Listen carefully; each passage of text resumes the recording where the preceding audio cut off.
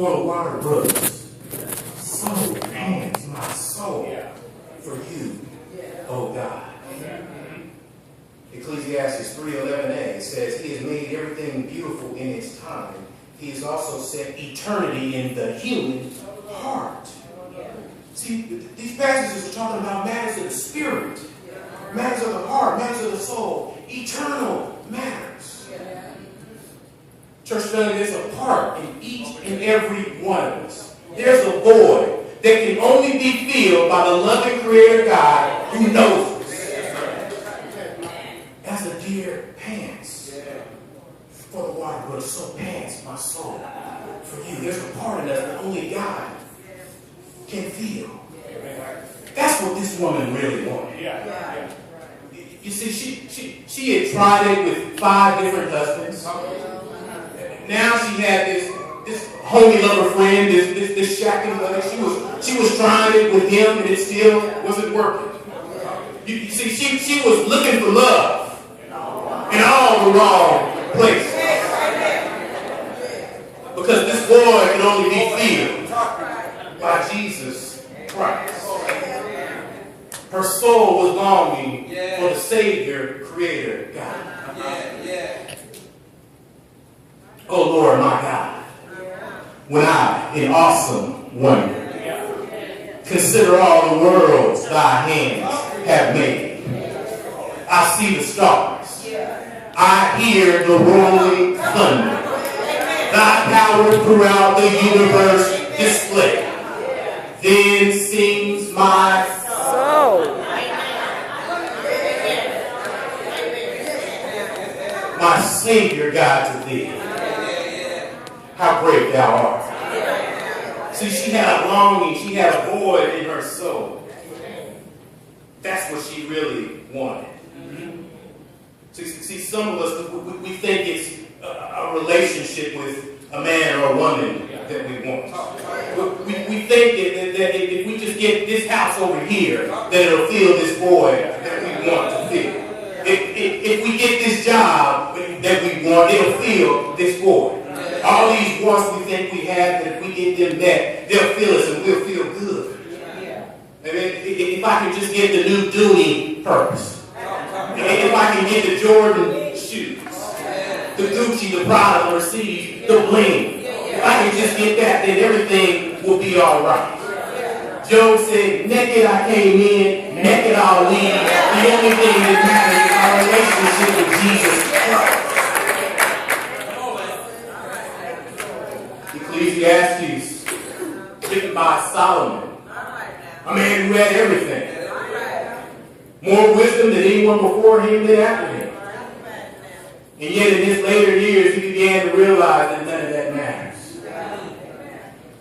None of those things that we claim to want really matters, aside from the void that we have needing to be filled by Jesus Christ.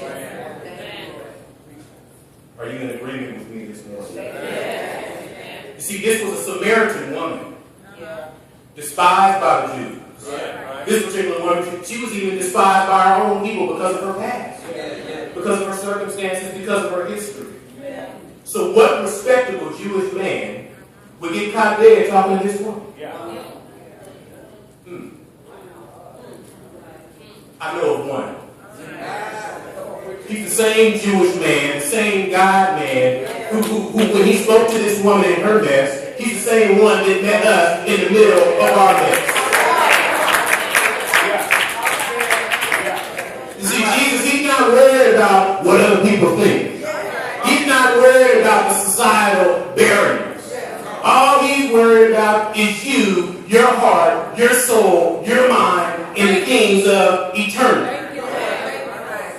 He didn't care who's watching. He didn't care who, the disciples. Verse 27, he didn't care if they're watching. He's just caring about this woman. What barriers does Jesus have to break through to reach you? His love for you and his understanding of the consequences of eternity. That's why he reached out to this woman. That's why he wants to reach out to you. Here's a question for you. If you've had an encounter with Jesus, then why are you still in a season of want? See, this woman, she doesn't wait. She has this encounter with Christ. She immediately goes to witness. She's in a hurry. She leaves her water jar behind. She's uninhibited. She's running out to the same very people that she was worried about seeing her before, so that she can tell them about the Messiah that she's had an encounter with. Look, I don't care what you people think about me, what my past is. All I want you to know is I ran into somebody who knows everything I ever did, and he still loves me.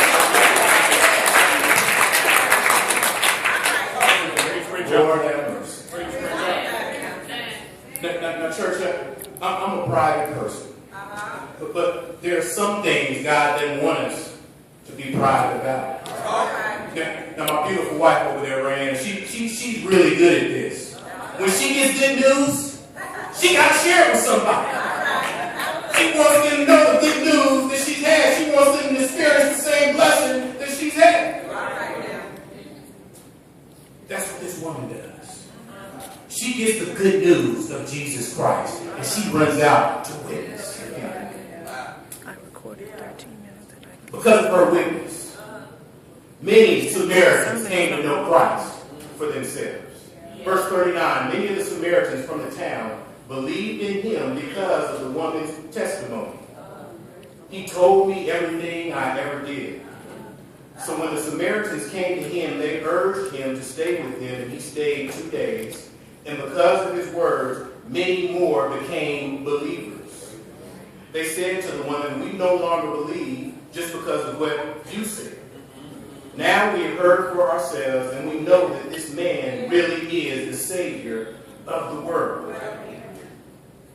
Church, God wants us to witness. He wants us to tell people about him.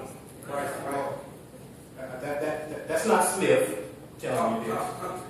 It's not White. It's not Parker telling you this. This is Jesus. He doesn't say stay. He says to go. Romans 10:14. How will they know the gospel if nobody tells them? The Lord is my shepherd. I shall not want. But one thing I'm going to do is tell people about it. Notice her progression. She went from realizing that Jesus was a Jew to then him being a prophet to then him possibly being the Messiah, until finally the rest of the people in her town realized that he must be the Savior of the world. Now, just to show of hands, how many of you are already there? You believe Jesus Christ is the Savior of the world? Amen. Amen. Praise the Lord. You're already there. You already believe that he's the Savior of the world. Well, here's a question for you. If that's what we believe, then why are so many of us still standing at the well? Now is the season. Now is the time to take the good news to others. Let's stop standing at the well. Amen. You're right. The longer she talked to Jesus, the more she began to grow and know and understand who he was. It's the same way for us. The more time we spend in his word, the more time we spend in prayer, the more time we worship, the more we begin to understand and realize who he is and what he's called to do. Do I have a witness this morning?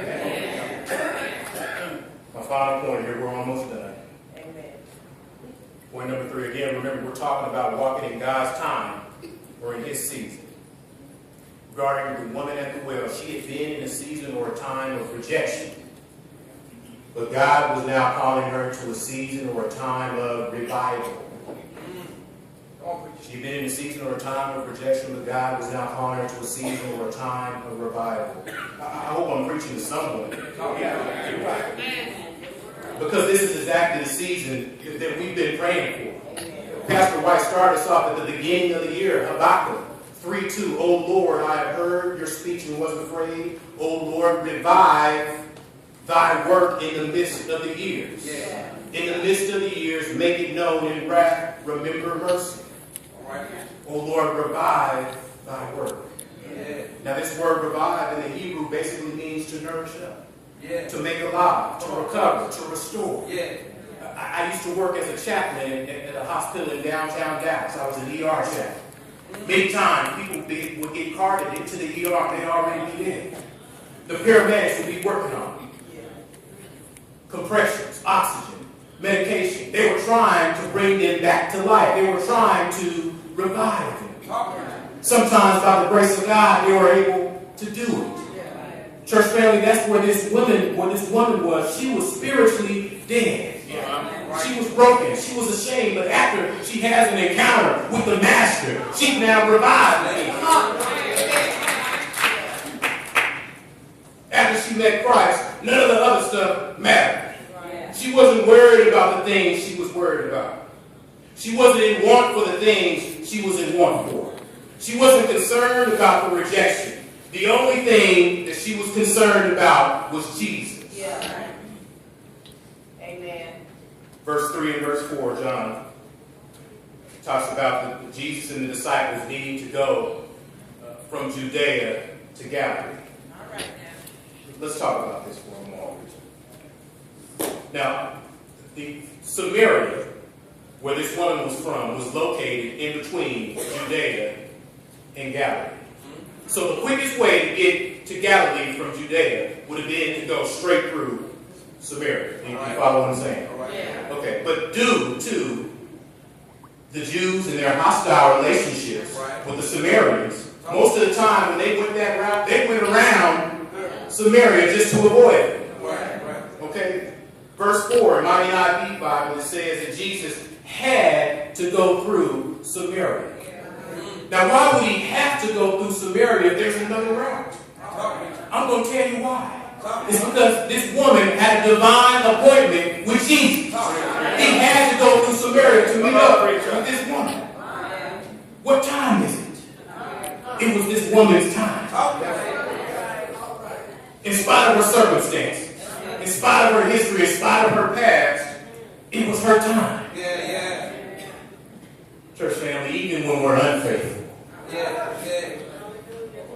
God is faithful. Everything and every activity under heaven. Because of Jesus' love for her, it was her time to be revived. She would never be the same again. Let me ask you guys something. Why is it that we don't know her name? It's just a question. I know there's many says this one, Jesus met this man. Well, why is it that we don't know her name? I'm going to play around with this. I may be right, I may not. I don't want to argue about whether I'm right or not. But let me just play with this a little bit theologically. I think the reason why we don't know her name is because each and every one of us can stick our name in there. We've all been the woman at the well. Jesus meets Lance at the well. Jesus meets Gerald at the well. Whoever you are, Jesus wants to meet you at the well if he ain't already done it.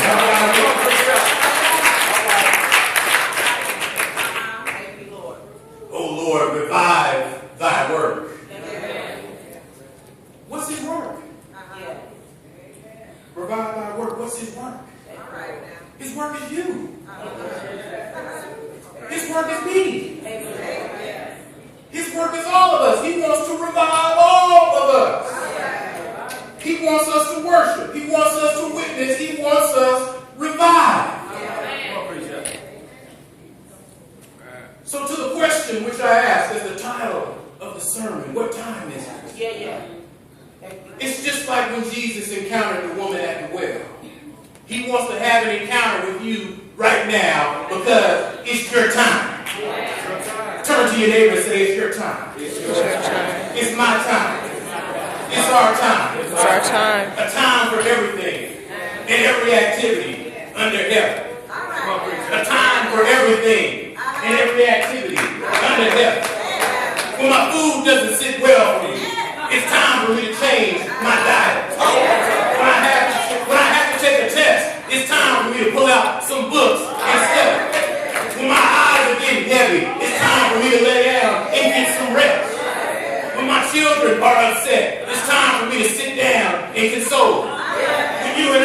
are in a disagreement, it's time for us to get together and agree. When the Thunder are losing, it's time